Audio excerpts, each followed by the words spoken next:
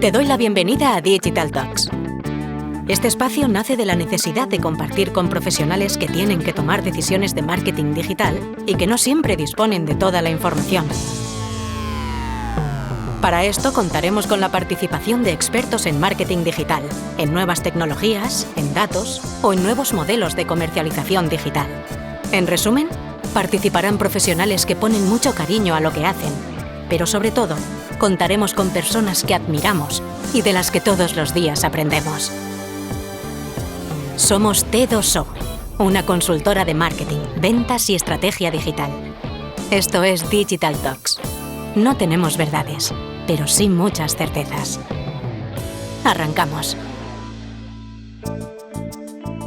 Hola, soy Esther Checa y hoy vamos a hablar sobre blockchain, para entender en qué consiste esta tecnología, qué rol juega dentro de la Web3, cómo ha evolucionado y los cambios sociales y económicos que tendrá su utilización. Para poner foco sobre estos aspectos, hoy contamos con Montse Guardia, cofundadora y CEO de Big Onion, una compañía formada por personas experimentadas en innovación con foco en negocio digital. Montse es presidenta de la Quantum Blockchain Alliance, miembro del Consejo Asesor del Observatorio de Ética en Inteligencia Artificial de Cataluña, cofundadora de la Fundación ELIS Alicante, miembro de We Rock Capital y presidenta del Consejo Social de la Universidad Politécnica de Cataluña. También contribuye de forma habitual en programas de innovación social, es conferenciante y profesora visitante en varias universidades y escuelas de negocio. Muchas gracias por estar hoy con nosotros, Montse. Gracias a ti y gracias a todo el equipo. Un placer. Montse, vamos a empezar este episodio y me gustaría arrancar con una pregunta que te han hecho probablemente infinidad de veces, pero que creo que es un buen punto de partida para poner en contexto la temática del episodio de hoy. ¿En qué consiste la tecnología de blockchain? Entendiendo que es una pregunta muy amplia. Sí, efectivamente, es una pregunta muy amplia, es como preguntar qué es la medicina. Entonces, depende del médico, ¿no? Del especialista que le preguntes qué es la medicina, puede tener pues connotaciones y sutilezas de definición distinta. Habiendo dicho esto, blockchain, cuando hablamos de la cadena de bloques, es en sí una forma, ¿no? Un método de programación en el cual mezclamos varias disciplinas de la programación, de la informática y del software para hacer básicamente una cosa que a mí me parece maravillosa, que es poder conectar máquinas, o sea, hardware distribuido, ¿vale? En organizaciones distintas, ¿vale? En personas y en organizaciones distintas, conectadas a través de Internet, pero con la capacidad de transmitir securizadamente, de forma segura, en un bloque, a través de una cadena de bloques, información que es la que han elegido compartir. Entonces, ¿qué es esa información? ¿Qué es el dato? Pues bueno, depende de si iniciamos desde el Bitcoin, ¿no? Hasta iniciar con las redes de tercera generación que tenemos ahora, las redes de blockchain de tercera generación. Va a cambiar la usabilidad, va a cambiar la arquitectura de la cadena de bloques y va a cambiar pues el impacto. Entonces ahí, por eso es tan amplio, pero tan potente al mismo tiempo. Uh-huh. Conectando con esto que nos estás comentando, Montse, empezamos a escuchar mucho el concepto de Web3. ¿Qué rol juega esta tecnología, qué rol juega el blockchain dentro de la Web3? Claro, al final para mí la blockchain, ¿no? El blockchain es, como os decía, una función de arquitectura, y esta función de arquitectura sería pues como un cuerpo, ¿no? Como en nuestro cuerpo el sistema linfático, ¿no? El que alerta.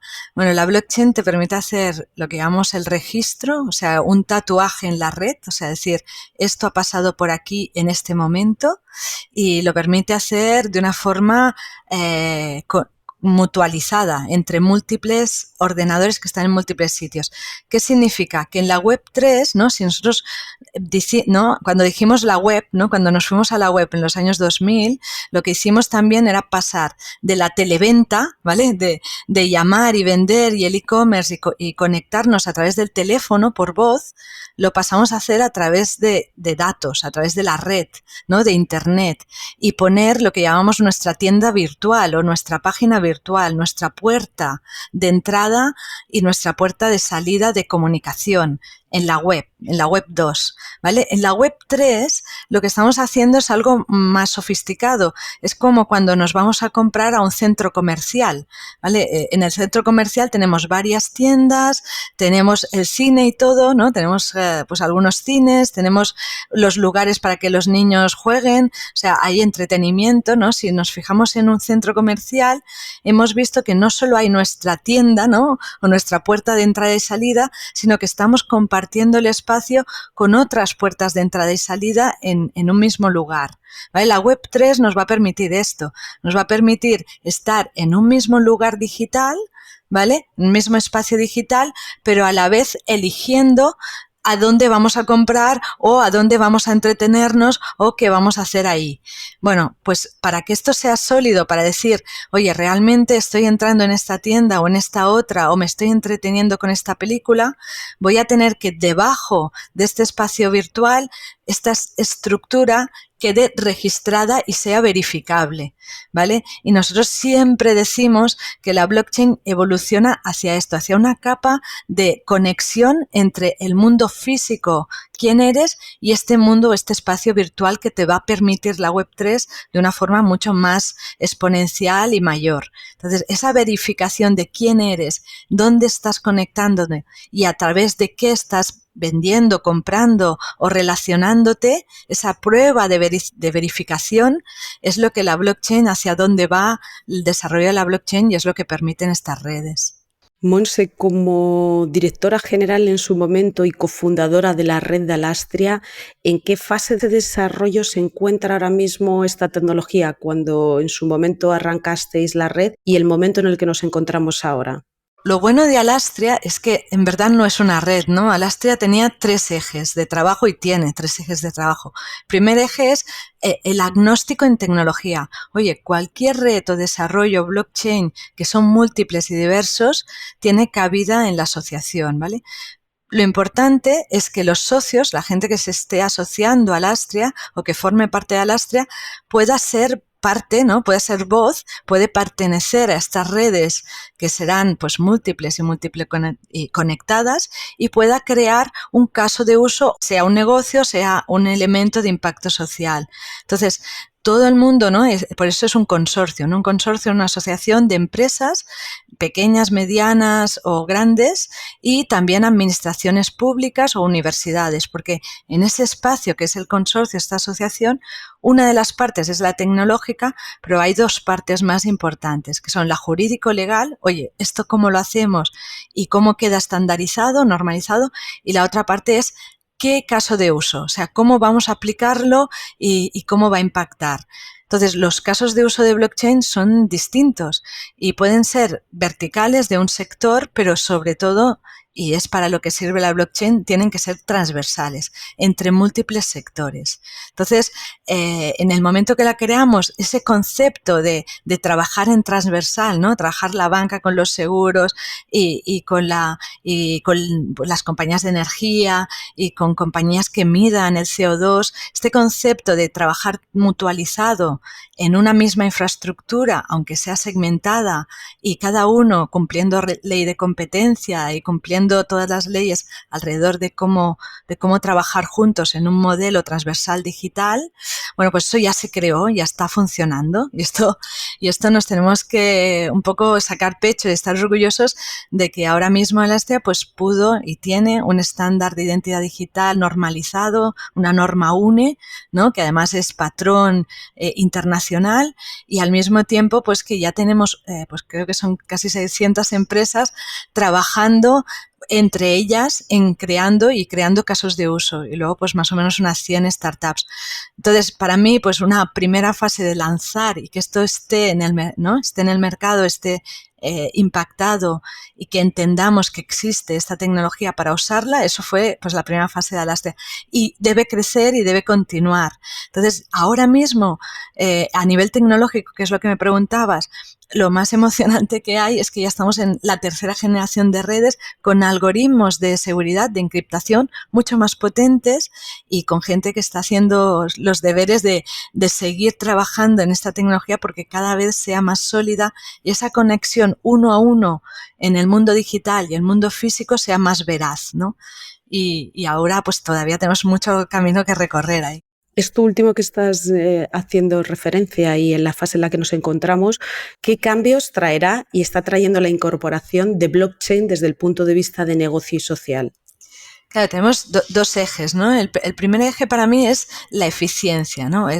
Blockchain o sí te obliga a repensar los procesos, ¿no? Como organización, ¿cómo te organizas, no? Al final un proceso, esa palabra también abstracta muchas veces, un proceso simplemente es cómo te organizas, quién hace qué y cuándo, ¿vale? Y cómo tú, como organización, sabes que alguien hace antes que ti algo para que tú puedas hacer lo que tienes que hacer, ¿no? Y alguien hace algo después de lo que tú has hecho. Esta sincronía de actividad en las organizaciones, bueno, pues desde hace muchísimos años en la industria, ¿no? Pues se traducía en la definición de unos procesos, ¿no? Y bueno, algunas empresas los tienen bien definidos, otras empresas no los tienen bien definidos, pero los hacen porque por naturalidad se conocen desde hace tanto tiempo y siguen unas pautas, pero esa forma de trabajar ordenada o síncrona, con la blockchain la puedes registrar y la puedes automatizar de una forma muy transversal, con lo cual no solo estás ordenando cómo tú trabajas para que sea más eficiente, sino lo haces con tus proveedores y con tus clientes. Entonces, una de las primeras palancas del uso de la blockchain es esa eficiencia, ¿no? Ese ganar eficiencia en tu forma de trabajar, en tu compañía y con el resto de compañías, y igualmente en administraciones públicas. Esto por un lado. Pero por otro lado, al ser una tecnología disruptiva, es decir, oye, me voy a ordenar de una forma que sea mucho más ágil y más rápida, pues ¿qué está pasando? Que se está utilizando para cosas que hasta ahora nunca lo habíamos podido utilizar. ¿Qué significa? Pues trabajos para los cuales antes necesitábamos 10 meses. ¿Y por qué? Porque tenías que hablar con uno, hablar con el otro, escribir 3 documentos, mandarlos por ahí, y nunca se les ocurría hacer todo este trabajo para algo que nos parecía que no tenía valor. Bueno, como ahora esto se simplifica con la blockchain, empieza a tener mucho valor. Entonces, a mí me interesa muchísimo esta área de lo que llamamos de innovación disruptiva, de cambio por empuje tecnológico, y sobre todo cuando lo aplicamos a los objetivos de desarrollo sostenible. Oye, realmente con esta tecnología vamos a poder trazar, a poder decir, efectivamente, esto es lo que estoy gastando, lo que está siendo mi huella de carbono en mi empresa, y lo estoy registrando en la red y lo estoy midiendo y lo estoy compartiendo para ajustarlo, ¿no? Pues esto, que son, pues lo mismo te diría con la diversidad, ¿no?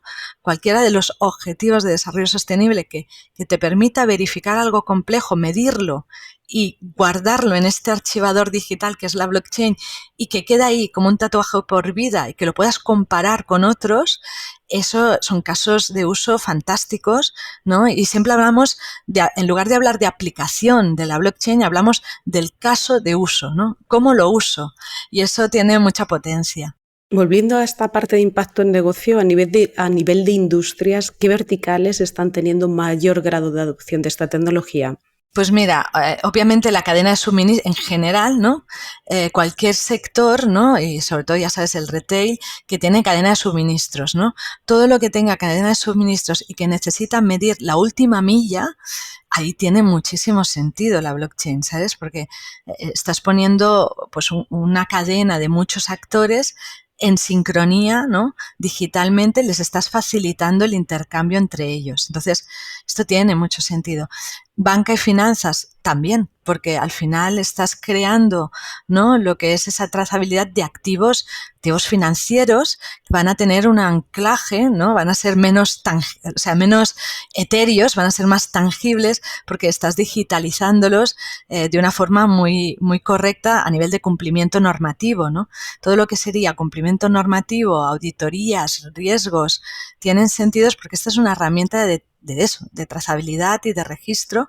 Y luego todo lo que sería el valor, ¿no? Por ejemplo, la propiedad intelectual o los valores que eran valores más etéreos, más subjetivos de medir, pues lo que estamos haciendo es convirtiéndolos en esos tokens que hablamos, ¿no? En esos activos, y que son temas de ponernos de acuerdo. Oye, estamos viendo que esto, que es una propiedad intelectual legalmente, ¿no? Tiene digamos, una definición, la podemos definir digitalmente también, de forma que quien sea el propietario de esa propiedad intelectual realmente la pueda usar, donar, transferir, acompañar, guardar, ¿sabes? Todo esto que antes era claro jurídicamente, ahora es claro industrialmente o individualmente. Entonces, cuando me hablas de verticales, pues mira, pues te he comentado muchos transversales, ¿no? Te he comentado legal, te he comentado financiero, te he comentado cadena de suministros,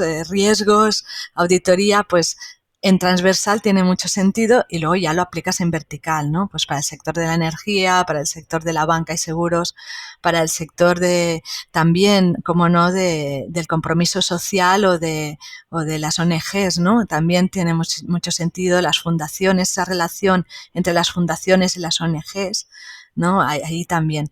Y sobre todo, y pensando en la Web3, va a permitir un nuevo canal de venta y un nuevo canal de relacionamiento, de compra y venta y de relacionamiento entre alguien que tiene una propuesta de valor y múltiples personas. Monse, si nos llevamos esto al terreno de la industria publicitaria, ¿aquí qué impacto puede generar esta tecnología con respecto a la forma en la que consumimos e impactamos a día de hoy en la web?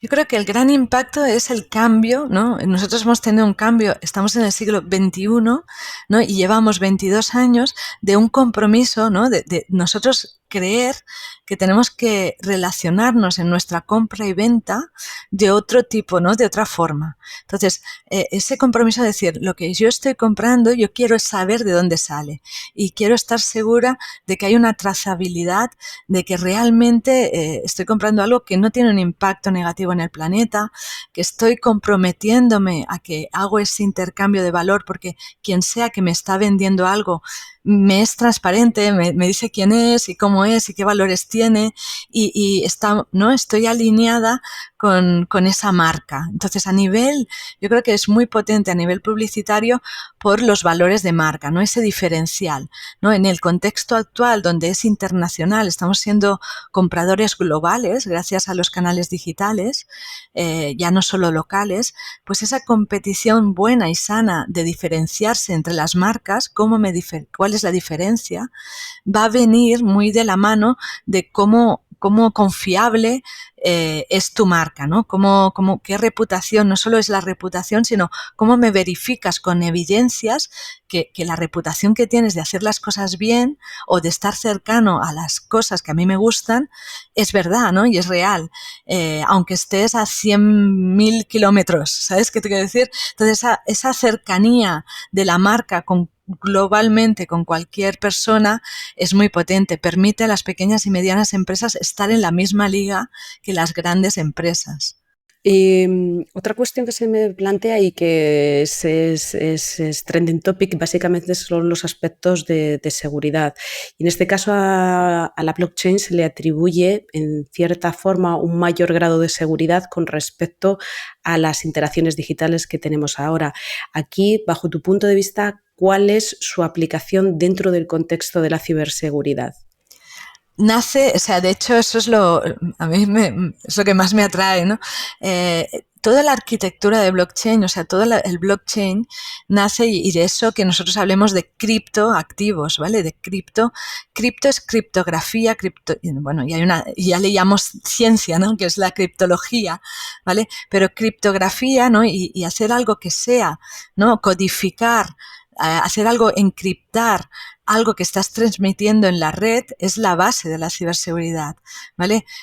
Cómo estás enmascarando un dato que tú estás enviando, ¿vale? Al final, cuando hablamos de criptografía, si lo simplificamos, no tenemos por qué saber lo que es la palabra, sino simplemente pensar que cuando yo intento enviar un mensaje, lo estoy codificando para que solo lo entiendan los que realmente quiero que lo reciban. Entonces, es como si tú y yo, Esther, nos pusiéramos de acuerdo y dijéramos, oye, cada vez que digo la palabra blockchain, quiero decir la palabra salud, ¿vale? Entonces tú me entenderías un mensaje que igual los oyentes están entendiendo otro mensaje ¿no? Y eso es la gracia, ¿no? El poder enmascarar y hacerlo de una forma matemáticamente correcta, ¿vale? Que son los algoritmos de encriptación.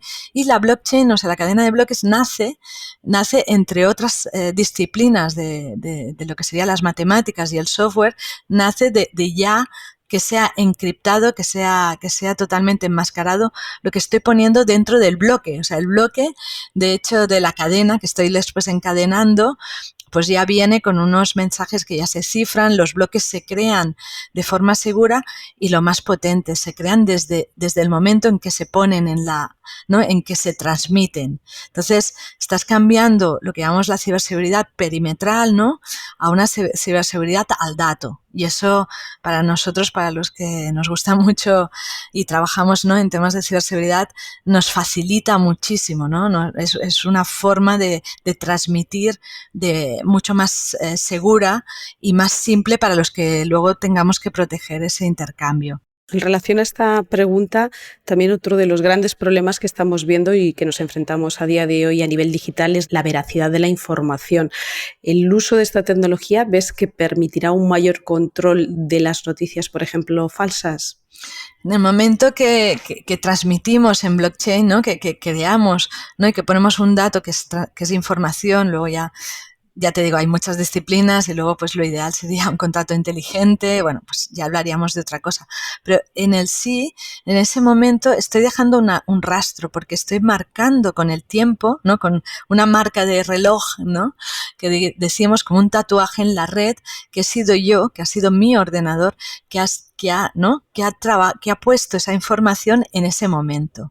Entonces, quieras que no, pues nos permite hacer, ¿no? Verificar que hemos sido nosotras, ¿no? Ha sido quien sea esté usando ese ordenador, pero de una forma mucho más pura, ¿no? Que no, pues obviamente esto lo podemos hacer con otra tecnología de software, pero en este caso viene en la arquitectura mismo, ¿no? Y entonces esto nos da una trazabilidad, sobre todo trazabilidad y registro de lo que se está haciendo en la blockchain y por quién se está haciendo, aunque sea pseudoanónimo. Luego ya trabajaríamos todo el tema de la privacidad y cómo aplica la blockchain la privacidad.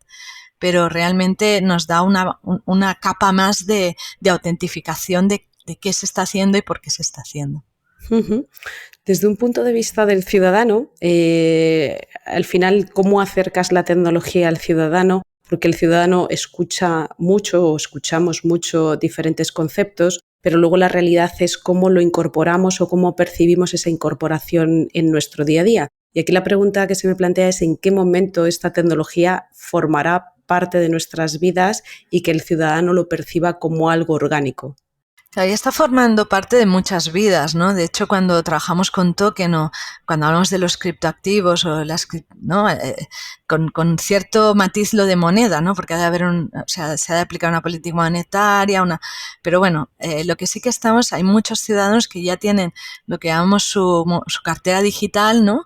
Y ahí tienen unos tokens y luego, bueno, pues hay que trabajar en el marco jurídico y normativo de estos tokens, de este intercambio de tokens. Entonces, esos tokens que le llamamos criptos, ¿no? Pues bueno, están ahí y ya se están usando.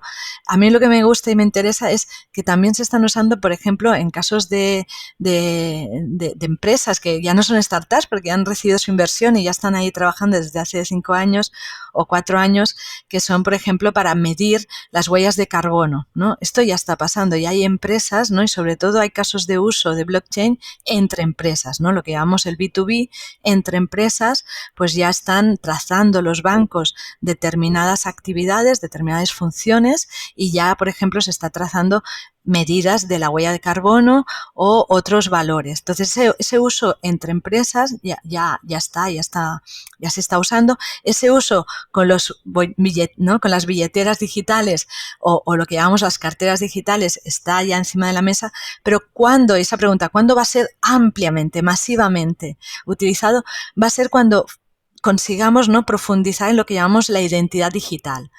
Y esa, la identidad digital, es algo que os recomiendo que sigáis. Europa ya se ha posicionado y ha sido algo que hemos empujado, ¿no?, activamente, en que haya una normativa y que realmente lleguemos a tener lo que llamamos esa identidad digital europea, que qué es, ¿no? Y que tampoco, y por qué está relacionado con la blockchain.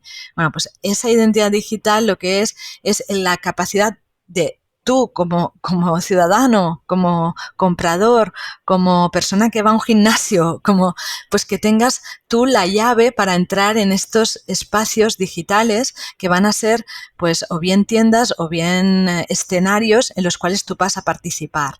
¿Vale? Entonces vamos a cambiar la forma como nosotros accedemos a Internet y a los servicios y a los productos que nos ofrece Internet, teniendo nosotros en nuestras carteras, ¿vale?, digitales, esas llaves para ir accediendo a distintos servicios o productos. Fíjate que cambiamos la arquitectura, ¿no?, de cómo vamos a relacionarnos nosotros con Internet. Ahora, pues, o te acuerdas de tu login y tu password, o pones tu huella o tu dato biométrico que no sabes, porque tú aquí estás haciendo tres cosas. Estás, por un lado, ¿no?, te estás identificando, oye, soy Montse Guardia. Alguien que es el proveedor de producto o de servicio te está diciendo voy a autentificar, voy a ver si eres Montse Guardia, y después te está haciendo autorizando. Oye, sí, eres Montse Guardia, tienes cuenta en mi banco, te dejo hacer una transferencia, ¿vale?